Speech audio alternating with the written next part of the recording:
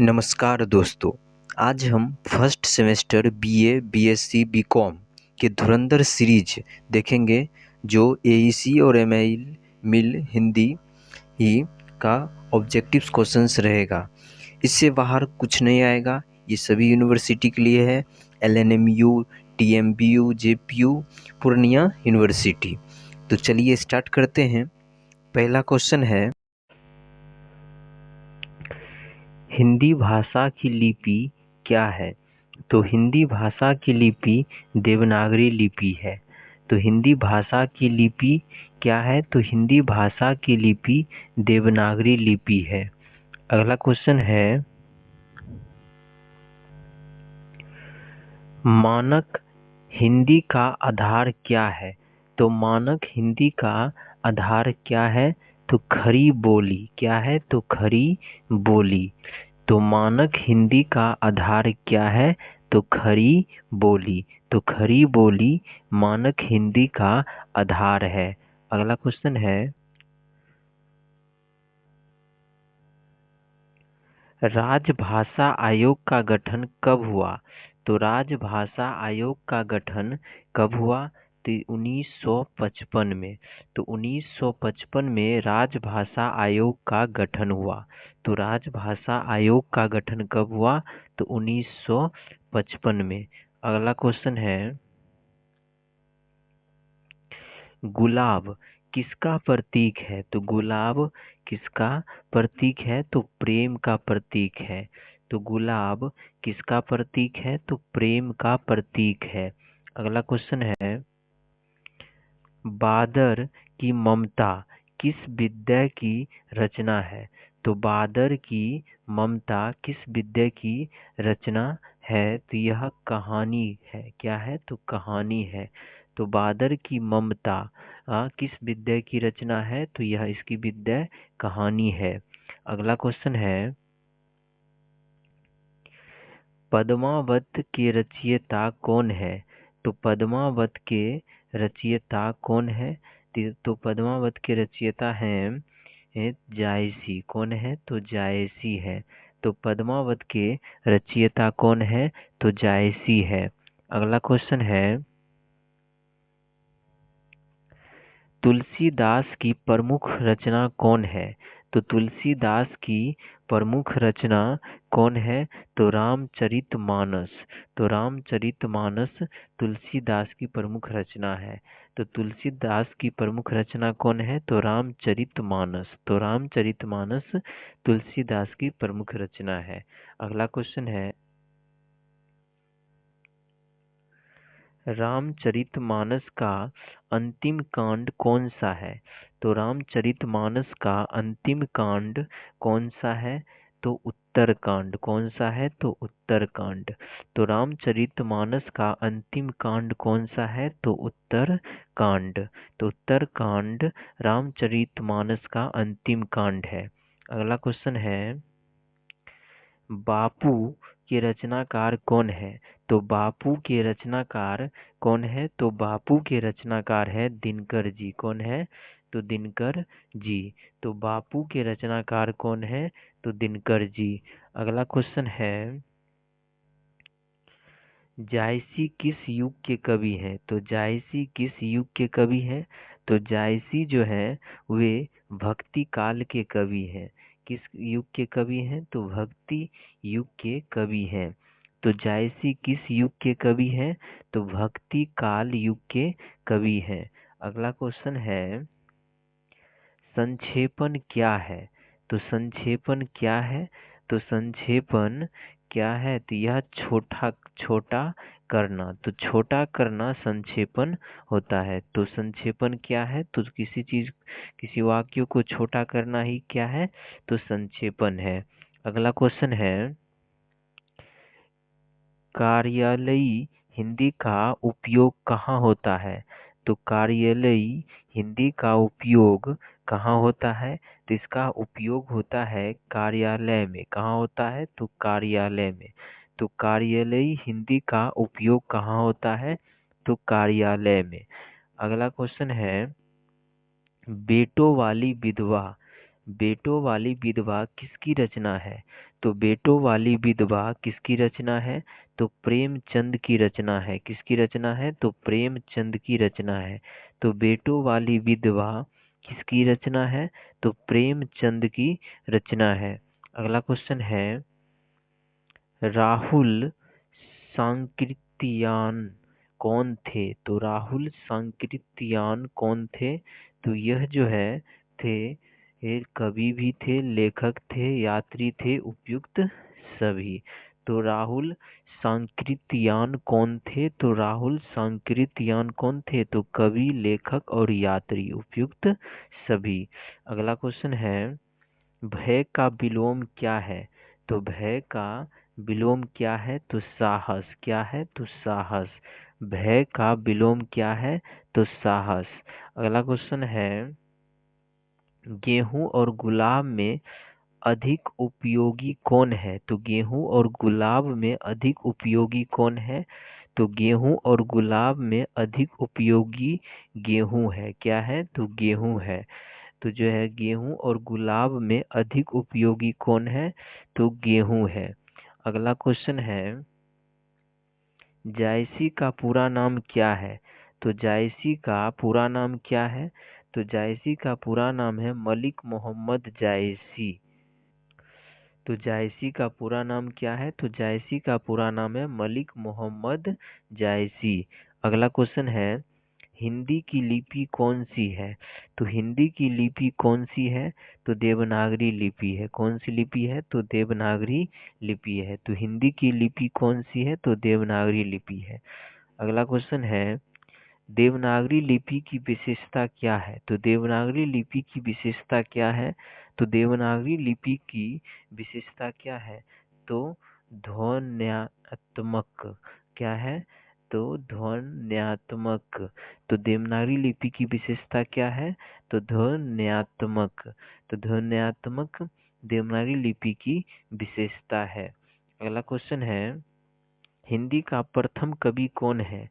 तो हिंदी का प्रथम कवि कौन है? तो हिंदी का प्रथम कवि है सरहप्पा। क्या है? तो सरहप्पा। तो हिंदी का प्रथम कवि कौन है? तो सरहप्पा। सरहप्पा हिंदी का प्रथम कवि है।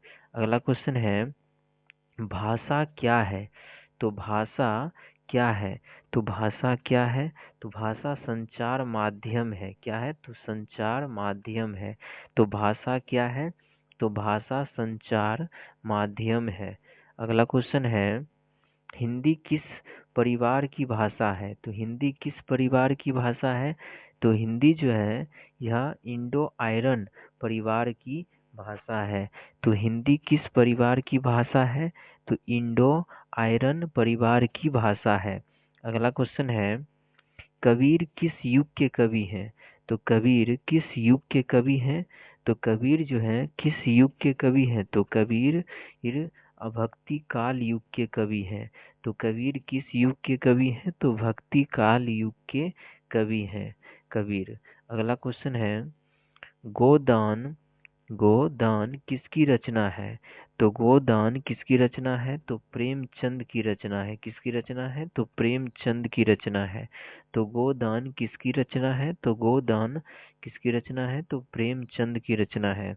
अगला क्वेश्चन है, महादेवी वर्मा किस युग की काव्य कवित्री है? तो महादेवी वर्मा किस युग के कवित्री हैं? तो छायावाद युग के कवित्री हैं। तो महादेवी वर्मा किस युग के कवियत्री हैं? तो छायावाद युग के कवियत्री हैं। अगला क्वेश्चन है, साकेत के रचयिता कौन है? तो साकेत के रचयिता कौन है? तो साकेत के रचयिता है मैथिली शरण गुप्त। कौन है? तो मैथिली शरण गुप्त। तो साकेत के रचयिता कौन है? तो मैथिली शरण गुप्त साकेत के रचयिता है। अगला क्वेश्चन है, दिनकर को किस नाम से जाना जाता है? तो दिनकर को किस नाम से जाना जाता है? तो दिनकर को राष्ट्र कवि के नाम से जाना जाता है। तो दिनकर को किस नाम से जाना जाता है? तो राष्ट्र कवि के नाम से जाना जाता है। तो राष्ट्र कवि के नाम से किनको जाना जाता है? तो दिनकर जी को। अगला क्वेश्चन है, कामयनी किसकी रचना है? तो कामयनी किसकी रचना है? तो कमायनी। तो कामायनी जो है यह किसकी रचना है? तो कामायनी जो है प्रसाद जी की रचना है। किसकी रचना है? तो प्रसाद जी की रचना है। तो कामायनी किसकी रचना है? तो कामायनी जो है प्रसाद जी की रचना है। अगला क्वेश्चन है गीतांजलि किसकी रचना है? तो गीतांजलि किसकी रचना है? तो गीतांजलि जो है किसकी रचना है? तो गीतांजलि टैगोर की रचना है। किसकी रचना है? तो टैगोर की रचना है। तो गीतांजलि किसकी रचना है? तो गीतांजलि टैगोर की रचना है। अगला क्वेश्चन है भारत का राष्ट्रभाषा कौन है? तो भारत का राष्ट्रभाषा कौन है? तो भारत का राष्ट्रभाषा कौन है? तो हिंदी है। क्या है? तो हिंदी है। तो भारत का राष्ट्रभाषा कौन है? तो हिंदी है। अगला क्वेश्चन है निबंध क्या है? निबंध क्या है? तो निबंध जो है यह एक गद्य है। क्या है? तो यह एक गद्य है। तो निबंध क्या है? तो निबंध एक गद्य है। अगला क्वेश्चन है कहानी किस विद्या में आती है? तो कहानी जो है किस विद्या में आती है? तो कहानी जो है गद्य में आती है। किस में आती है? तो गद्य में आती है। तो कहानी किस विद्या में आती है? तो गद्य में आती है। अगला क्वेश्चन है कविता किस विद्या में आती है? तो कविता किस विद्या में आती है? तो कविता जो है पद में आती है। किस में आती है? तो पद में। कहानी गद्य में और कविता पद में आती है। तो कविता किस विद्या में आती है? तो पद में आती है। अगला क्वेश्चन है उपन्यास क्या है? तो उपन्यास क्या है? तो उपन्यास जो है लंबी कथा को उपन्यास कहा जाता है। तो उपन्यास क्या है? तो लंबी कथा है। क्या है? तो लंबी कथा है। तो उपन्यास क्या है? तो लंबी कथा है। अगला क्वेश्चन है नाटक किस विद्या का रूप है? तो नाटक किस विद्या का रूप है? तो नाटक जो है यह किस विद्या का रूप है? तो मिश्रित विद्या का रूप है। तो नाटक किस विद्या का रूप है? तो मिश्रित विद्या का रूप है। ठीक है, तो नाटक किस विद्या का रूप है? तो मिश्रित विद्या का रूप है। अगला क्वेश्चन है हिंदी किस लिपि में लिखी जाती है? तो हिंदी किस लिपि में लिखी जाती है? तो देवनागरी लिपि में लिखी जाती है। तो हिंदी किस लिपि में लिखी जाती है? तो देवनागरी लिपि में लिखी जाती है। अगला क्वेश्चन है कविता का संबंध किससे है? तो कविता का संबंध किससे है? तो कविता का संबंध पद्य से है। किससे है? तो पद्य से है। तो कविता का संबंध किससे है? तो पद्य से है। अगला क्वेश्चन है रामचरितमानस के रचयिता कौन है? तो रामचरितमानस के रचयिता कौन है? तो तुलसीदास है। तो रामचरितमानस के रचयिता कौन है? तो तुलसीदास है। अगला क्वेश्चन है पद्मावत किस भाषा में लिखी गई है? तो पद्मावत किस भाषा में लिखी गई है? तो पद्मावत अवधी भाषा में लिखी गई है। तो पद्मावत किस भाषा में लिखी गई है? तो अवधी भाषा में लिखी गई है। अगला क्वेश्चन है गोदान किस विद्या की रचना है? तो गोदान किस विद्या की रचना है? तो गोदान जो है किस विद्या की रचना है? तो गोदान उपन्यास विद्या की रचना है। तो गोदान की विद्या क्या है? तो उपन्यास है। क्या है? तो उपन्यास है। तो गोदान किस विद्या की रचना है? तो उपन्यास विद्या की रचना है। अगला क्वेश्चन है कबीर के दोहे किस युग से संबंधित है? तो कबीर के दोहे किस युग से संबंधित है? तो कबीर के दोहे जो है भक्ति काल युग से संबंधित है। तो कबीर के दोहे किस युग से संबंधित है?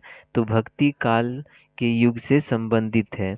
अगला क्वेश्चन है कामयनी किसकी रचना है? तो कामयनी जो है यह किसकी रचना है? तो प्रसाद जी की रचना है। तो कामयनी किसकी रचना है? तो प्रसाद जी की रचना है। तो कामायनी किसकी रचना है? तो प्रसाद जी की रचना है। अगला क्वेश्चन है गीतांजलि के रचयिता कौन है?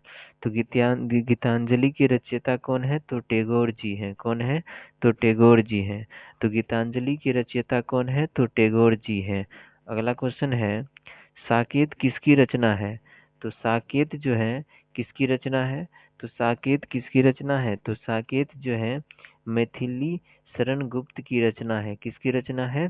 तो मैथिली शरण गुप्त की रचना है। तो साकेत किसकी रचना है?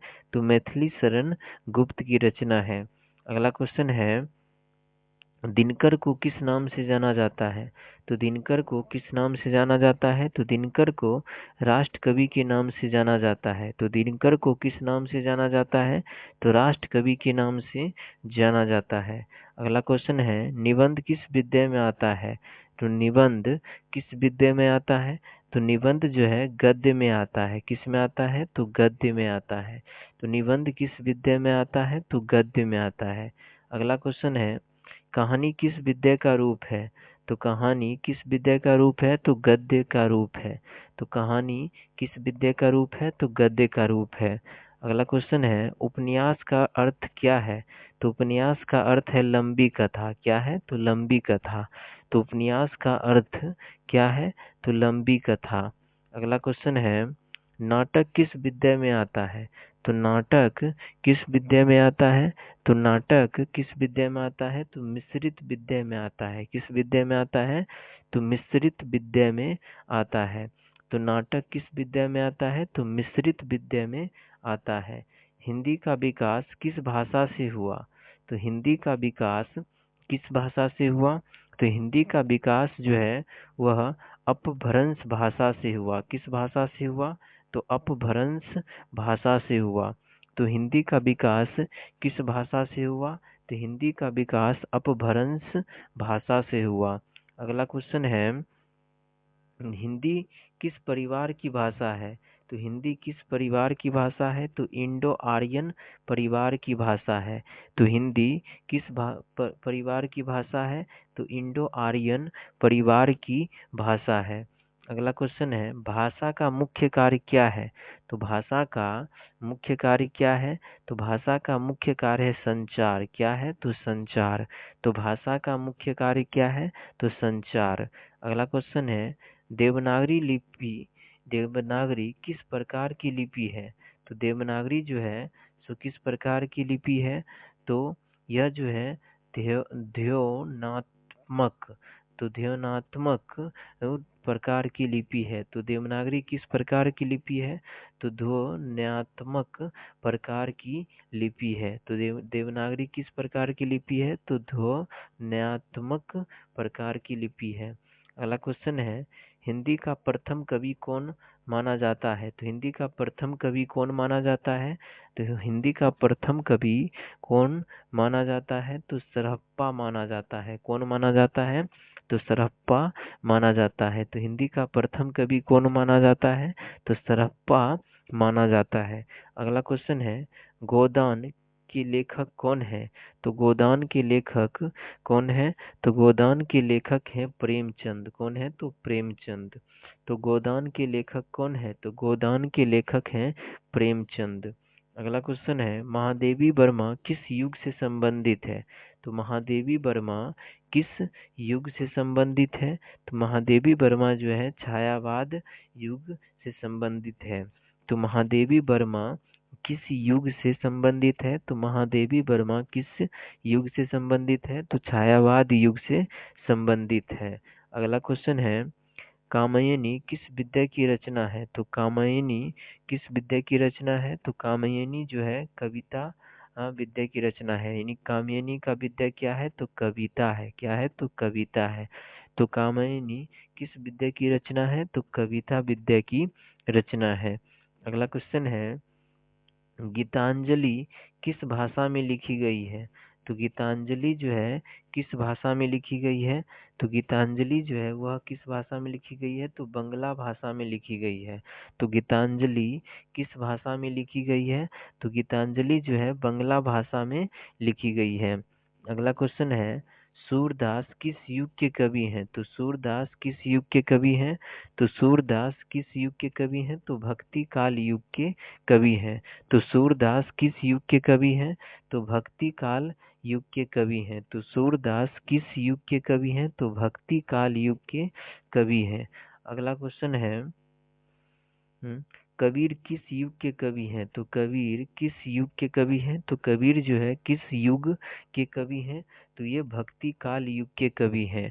तो कबीर किस युग के कवि हैं? तो कबीर किस युग के कवि हैं? तो भक्ति काल युग के कवि हैं। अगला क्वेश्चन है, तुलसीदास किस युग के कवि हैं? तो तुलसीदास किस युग के कवि हैं? तो तुलसीदास जो है ये भी भक्ति काल युग के ही कवि है। ये भी किसके युग के कवि हैं? भक्ति काल युग के ही कवि है। तो तुलसीदास किस युग के कवि हैं? तो भक्ति काल युग के ही कवि हैं। अगला क्वेश्चन है, प्रेमचंद किस विद्या के लेखक हैं? तो प्रेमचंद किस विद्या के लेखक हैं? तो प्रेमचंद उपन्यास विद्या के लेखक हैं। तो उपन्यास विद्या के लेखक कौन है? तो प्रेमचंद है। कौन है? तो प्रेमचंद है। तो प्रेमचंद किस विद्या के लेखक हैं? तो प्रेमचंद उपन्यास विद्या के लेखक हैं। अगला क्वेश्चन है, दिनकर का संबंध किससे है? तो दिनकर का संबंध किससे है? तो दिनकर का संबंध जो है वह किससे है? कविता से है। किससे है? तो कविता से है। तो दिनकर का संबंध किससे है? तो कविता से है। तो दिनकर का संबंध किससे है? तो कविता से है। अगला क्वेश्चन है, नाटक का मंचन कहाँ होता है? तो नाटक का मंचन कहाँ होता है? तो नाटक का मंचन होता है मंच पर। कहाँ होता है? तो मंच पर।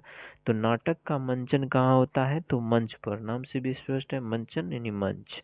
तो नाटक का मंचन कहाँ होता है? तो मंच पर।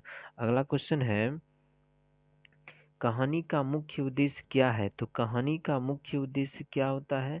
तो कहानी का मुख्य उद्देश्य क्या है? तो वह है शिक्षा, मनोरंजन, संदेश देना, सभी। तो कहानी का मुख्य उद्देश्य क्या होता है? तो किसी भी कहानी का मुख्य उद्देश्य होता है शिक्षा, मनोरंजन, संदेश देना, यानी उपयुक्त सभी। तो किसी भी कहानी का मुख्य उद्देश्य क्या है? तो शिक्षा, मनोरंजन, संदेश देना और उपयुक्त सभी। अगला क्वेश्चन है, निबंध का उद्देश्य क्या है? तो निबंध का उद्देश्य क्या है? तो निबंध का उद्देश्य है विचार प्रकट करना। क्या है? तो विचार प्रकट करना। तो निबंध का उद्देश्य क्या है? तो निबंध का उद्देश्य क्या है? तो विचार प्रकट करना। अगला क्वेश्चन है, भाषा का निर्माण किससे होता है? तो भाषा का निर्माण किससे होता है? तो भाषा का निर्माण किससे होता है? तो शब्दों से होता है, ध्वनियों से होता है, वाक्यों से होता है, यानी उपयुक्त सभी। तो भाषा का निर्माण किससे होता है? तो भाषा का निर्माण शब्दों से होता है, ध्वनियों से होता है, वाक्यों से होता है, उपयुक्त सभी से होता है। अगला क्वेश्चन है, व्याकरण का कार्य क्या है? तो व्याकरण का कार्य क्या है? तो व्याकरण का कार्य क्या है? तो व्याकरण का कार्य क्या है? तो व्याकरण का कार्य है भाषा को शुद्ध करना। क्या है? तो भाषा को शुद्ध करना। तो व्याकरण का कार्य क्या है? तो व्याकरण का कार्य है भाषा को शुद्ध करना।